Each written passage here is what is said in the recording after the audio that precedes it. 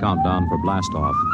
X minus 5, 4, 3, 2, X minus 1, fire.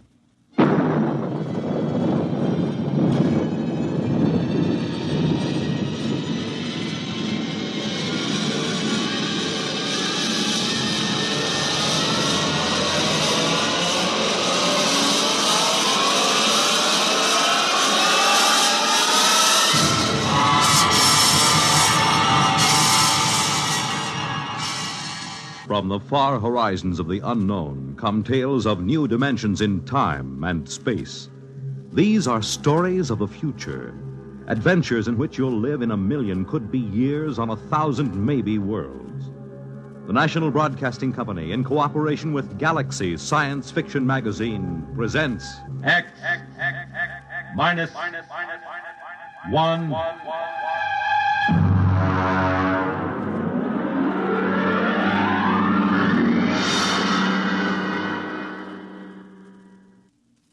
Tonight, the time after the next atomic war. The place, somewhere in the United States.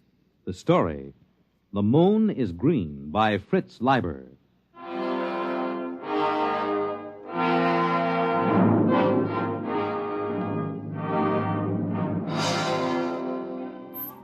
The moon was green. Green as emeralds, green as leaves, green as grass. I reached my arms toward it and let it bathe me. I closed my eyes and let it kiss me. Effie! Effie, where are you? Oh, dear Lord, he mustn't see it.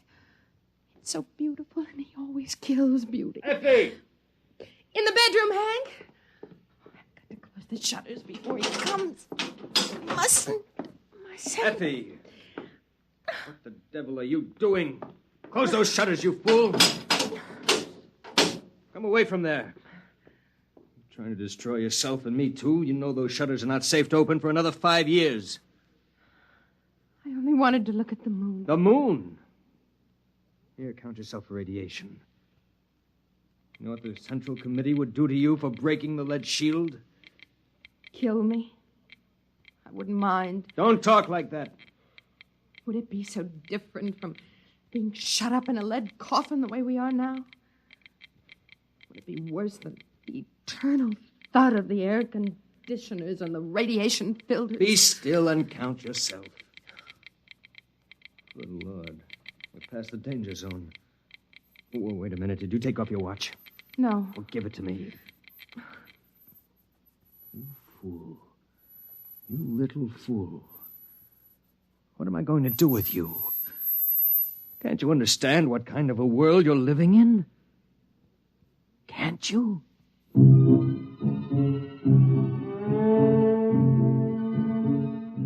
Oh, yes, husband. I can understand only too well. It's the world that can't seem to understand. The world that went on stockpiling hydrogen bombs. The world that started testing those bombs, telling itself it hadn't really exploded enough to make the air dangerous. And then began to throw them across continents, one nation against another. It lasted about 2 months. And after that, the fury of doomed men who thought only of taking with them as many of the enemy as possible. After the fury came the time of terror. Men and women with death sifting into their bones and through their nostrils, fighting for bare survival under a dust-hazed sky that played fantastic tricks with the light of the sun and the green light of the moon. The only chance for existence was to claim one of those underground radiation-shielded places. They went to the strong. And afterward, the waiting behind the lead shields. The endless, interminable waiting. You understand, I suppose, that we were allowed to reclaim this ground-level apartment only because the committee believed us to be responsible people? And because I've been making a darn good showing lately? Yes, Hank, I understand. It's a privilege to have some privacy, you know. I could send you back to the basement tenements. Would you like that? Oh, no. Oh, no. Anything rather than that fetid huddling and that shameless communal sprawl. Yet is this really so much better? Being on the surface is meaningless. It only tantalizes. And yet... Well? No, Hank. I don't want to go back underneath. Well, then try to behave yourself. Coming up through the tunnel just now, I decided I'd better talk to you. Frankly, Effie, the committee's beginning to be a little concerned about our lack of children. Oh. Charlie Baker asked me this morning if I'd like my name put on the list for a free woman. You needn't bother. What do you mean? I mean, we're going to have a baby. What? Effie, are you sure? Yes. Effie, that's wonderful. It's magnificent. Do you realize what this means to my rating with the committee? You know how important it is to the community to raise healthy members for the day when we can resume the surface war. Yes, I've heard the broadcast. We'll announce it at the meeting of the junior committee tonight. Tonight? Well, you hadn't forgotten about it, had you? It's the annual banquet. Now, you brighten yourself up and put on your best dress. I want the other juniors to see what a handsome wife the new member has got. What's the trouble now? Well, I'm terribly sorry, Hank, but you'll have to go alone. I'm really not well. There you go again. First the infantile, inexcusable business of opening the lead shutter, and now this. Don't you know what this could mean to my reputation, Effie? I'm sorry. You're coming, Effie. This is just neurotic pampering. Hank, I'll just be sick and you wouldn't be proud of me at all. Now listen, Effie. Tonight's too important. It'll cause a lot of bad comment if a new member's wife isn't present. You know how just a hint of sickness starts all kinds of rumors about radiation disease. Now, what do you say? No. Effie, you're going. There's nothing wrong with you if I have to... Hank, you're hurting my arm. It isn't good for the baby. Oh, the baby? I'd almost forgotten. Oh, no, we have to be very careful. I suppose if I explain to them you aren't there because of the baby, it will make a difference. Yes, I'll just stay here alone till you come back. When will you be back? Well, those things usually go on pretty late. So if you're expecting company, you needn't worry. Hank? Yes, Effie? Do you remember when we were first married? Of course I remember. You liked to go skiing, remember?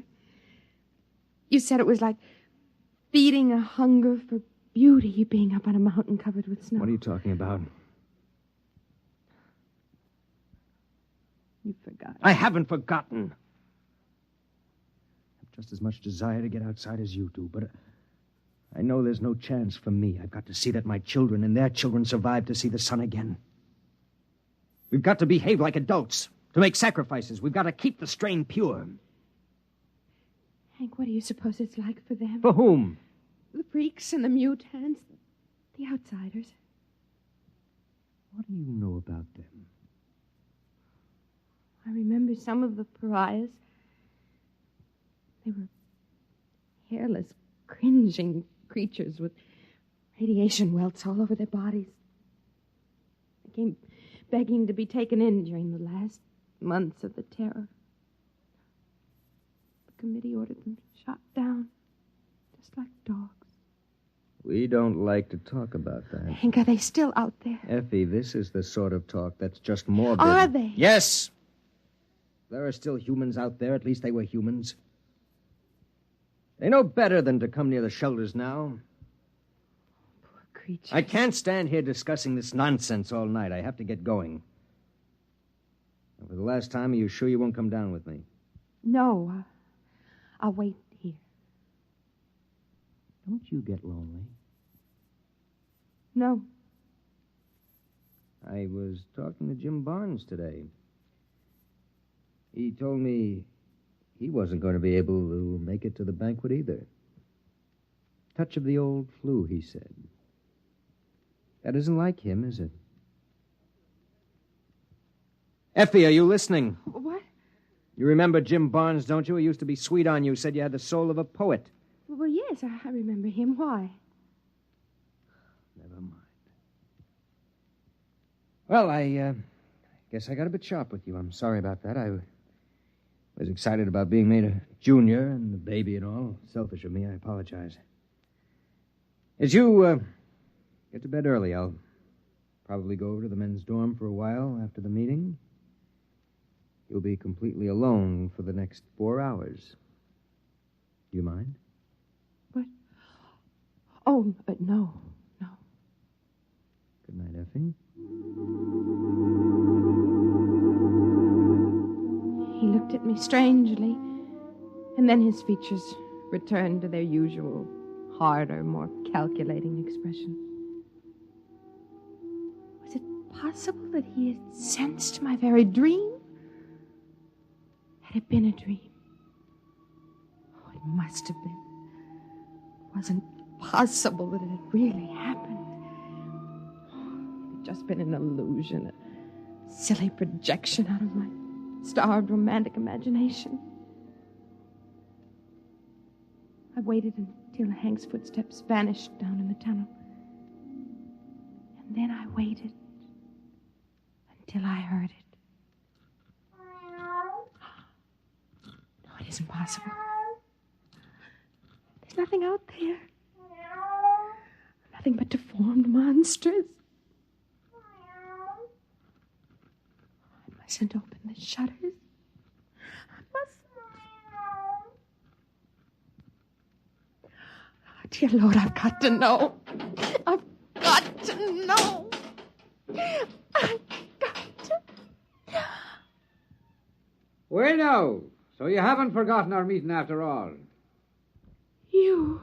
And were you expecting someone else? It wasn't a dream. You really were out there last night. Oh, yes, and the night before. I was afraid I dreamed it. I still think it's a dream. Lean out into the moonlight a moment. Is this a dream? Oh. Or was it a flesh and blood kiss?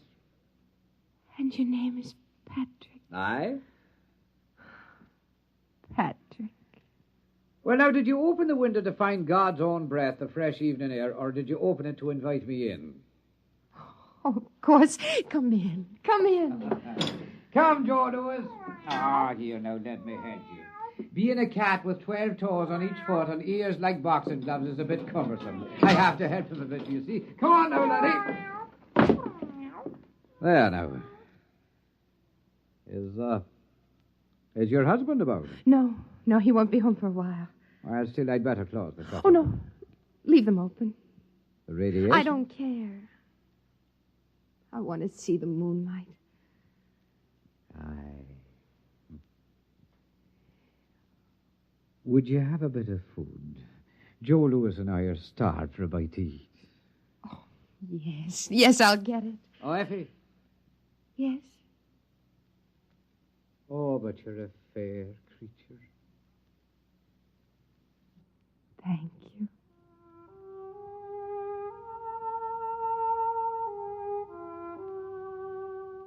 His face wasn't horrible at all. Only thin and sensitive and terribly sad.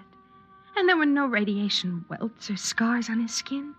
He looked just as he had looked that first night when I opened the lead shutter and saw him crouched at the window. And now I knew it had been no dream. He was an outsider, a pariah. He was my love. Here's some canned meat and a food pill, and I put on some water for coffee. Oh, bless you, Arun. Come on now, Joe. Here's a bit of meat for your black soul to feed on. He's hungry, poor creature. Well, then, sit down, girl, where I can look at you. All right. Have you missed me? Oh, yes. Oh, I've had some thoughts of you, I dare say. Talk to me. Of what? Tell me again about outside, what it's like. Again? Again and again. Well, now, outside... You say the coffee's heating? Mm-hmm.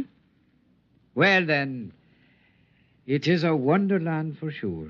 More amazing than you and your entombed folk could ever imagine. A veritable fairyland. Tell me the truth about The truth? I am telling you the truth, my love. But the bombs and the dust made only ugliness. At first. But then they changed the life in the seed of them that were brave enough to stay. Wonders beyond wondering bloomed and walked. Well, have none of you been outside? Well, the radiation teams go up into the ruined buildings once or twice a year to find canned food and batteries. But they can only work for a few minutes at a time. Ah, sure, those blind-souled slugs could never see anything but food and batteries anyway. Well, tell me what you see, beyond the city, I mean. Ah, there are gardens there. Gardens where a dozen buds blossom for every one before. And the flowers have petals a yard across. Oh. And there are stingless bees as big as sparrows supping their nectar. Well, did the radiation make all the cats like this one? Like this runt? Why, no, girl. They are grown spotted and huge as leopards. But they're gentle beasts, for the dust has burned all the murder out of every living thing. Well, Hank says the dust kills. Would you like to hear a poem I made? Yes. I'd say it. Fire can hurt me, or water, or the weight of earth. But by some curious coincidence, the dust is my friend. Oh, more. Well, then, there are robins like cockatoos and squirrels like a prince's ermine, all under a treasure chest of sun and moon and stars that the dust changes from ruby to emerald and sapphire. And there are... What is it, love? What's that look for? There's one thing you've never told me about. And what is that? The children. The new children. Ah, now the children. The truth. The truth? Promise. I swear on the skin of my cat here. The children, is it, huh? Well, now, if you'd ever catch a glimpse of one of them, you'd never doubt me again. They have long limbs and smiling, delicate faces and white teeth and the finest hair. They're so nimble that even I, a sprightly man and somewhat enlivened by the dust, feel crippled beside them. And their thoughts dance like flames. But what's wrong with them, Patrick? Wrong? Nay, love, there's nothing wrong. Different, perhaps, and new, but not wrong. Oh, tell me. Well, then, they do have 7 fingers on each hand and 8 toes on either foot. But they're much more beautiful for it. And they have large, beautiful ears that the sun shines through. So lovely and delicate to behold. How do they behave? Their minds? Not as you and I, perhaps. They play happily in the gardens all day long, laughing and finding joy in the simplest beauty. Are they defective?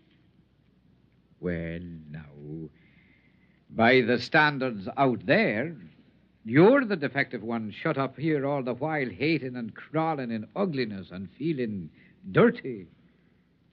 No, they're quite lovely. And they're quite perfect, the new children. Oh, you're telling the truth. You're not making it up. It is true, every word of it. Oh, I'll admit you have to look a bit hard to find these things I've been telling you. But find them you may. Do you believe me? Oh, yes. Yes, I believe you. But I'm afraid. Give me your hand. Here. Now listen to me. You must not be afraid to do as your heart tells you. That's why I'm here.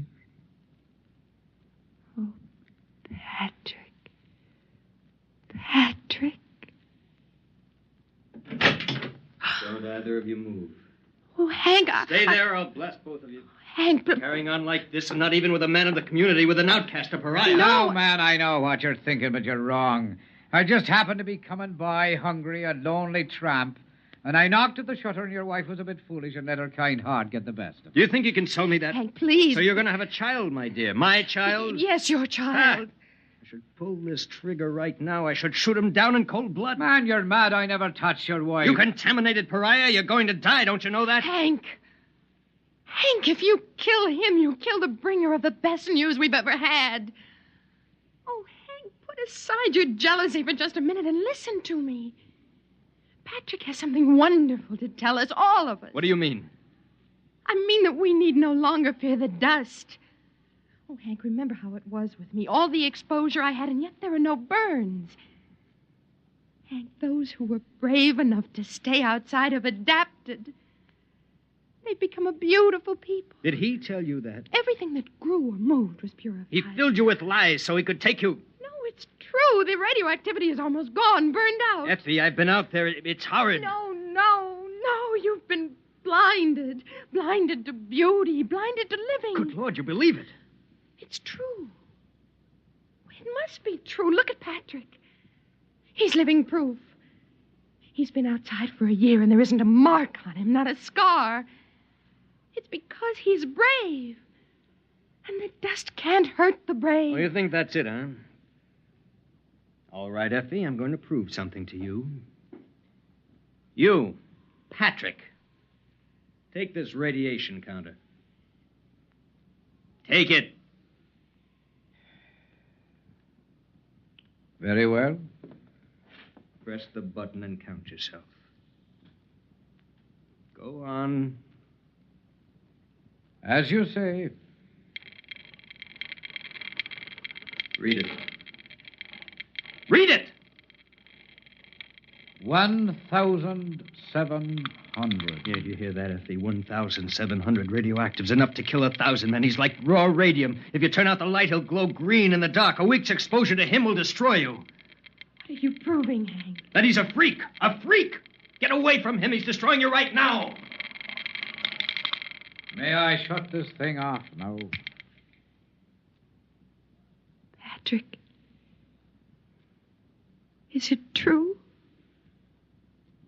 Yes, I'm afraid 'tis true. Oh, you do well to cringe, both of you.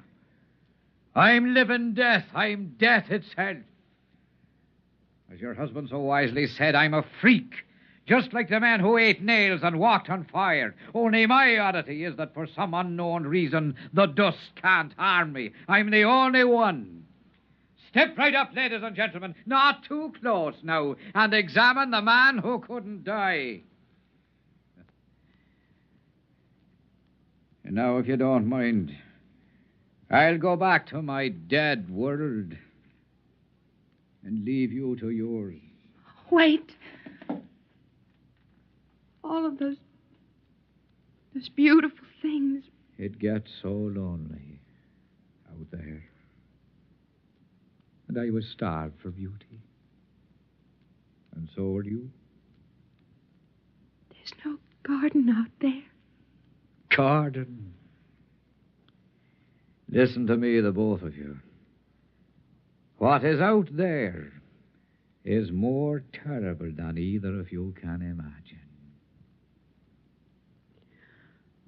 You're worse than Hank, even. He only killed beauty once. But you brought it to life so you could kill it again. You're afraid. Afraid of the loneliness out there. Well, I'm not afraid. Effie, keep away from the window. No, I'm not afraid. Maybe there is no garden out there. And no beautiful, strange children to play happily. But there can be if we're brave enough. Effie! I'm going, Hank! I'm going, Hank! Effie, come back, Effie! It's no use trying to keep her, man. Effie, come back! I love you! Come back! It is no use, man. There's still time. She stood the dust better than most. There's still time. The dust won't hurt you. Find her. Bring her back. I'll reward you. I'll give you food. If you want her, you'll have to go yourself. She'll die. Maybe she won't. How can you say such a thing? Because perhaps she's like me. Aye. Perhaps the two of us together could be the first of a race that'll live in sunlight again. Get against the wall where I can kill you easier. Why would you kill me? Is killing all the answer you have to life's riddles? Is the smell of blood better than compassion? Is it more joy to own her than to be loved by her? Move! Man, you'll not kill me. Shall I tell you why? Because my flesh will not die. I live 1,000 years. Not your brain, Patrick. And that's where this gun is aimed. Well, then you leave me no choice. You get it! Hey! Call him off! My arm! Go! Stop! Well, then I have your weapon now. Out there, you see, we freaks have learned to live together and to cooperate. It's the only way we can stay alive. Oh, I'll give Effie your love. Come on, Joe. Oh, you'd better close the shutters as soon as we're gone. The moon is beautiful, but it's deadly.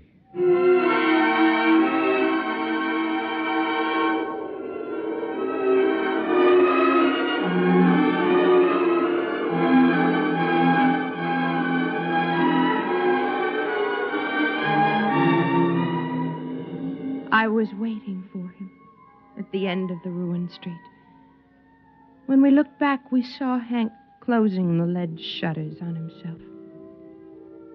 We were alone in the world. Above us, the moon was green. I bent and picked up a handful of the dust and let it trickle through my fingers. And I remembered the words of Patrick's poem. Fire can hurt me, or water, or the weight of the earth. But by some strange coincidence, the dust is my friend.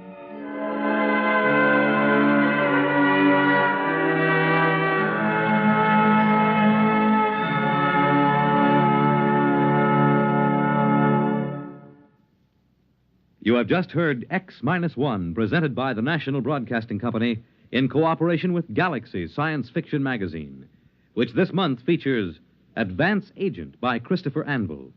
The story of a spy who had the worst possible break. The disguise he had assumed was that of a famous man. Galaxy Magazine, on your newsstand today. Tonight, by transcription, X-1 has brought you The Moon is Green, a story from the pages of Galaxy written by Fritz Leiber and adapted for radio by George Lefferts. Featured in the cast were Joyce Gordon as Effie, Bill Lipton as Hank, Ian Martin as Patrick, and Frank Milano as the cat. This is Fred Collins. X-1 was directed by Fred Way and is an NBC Radio Network production.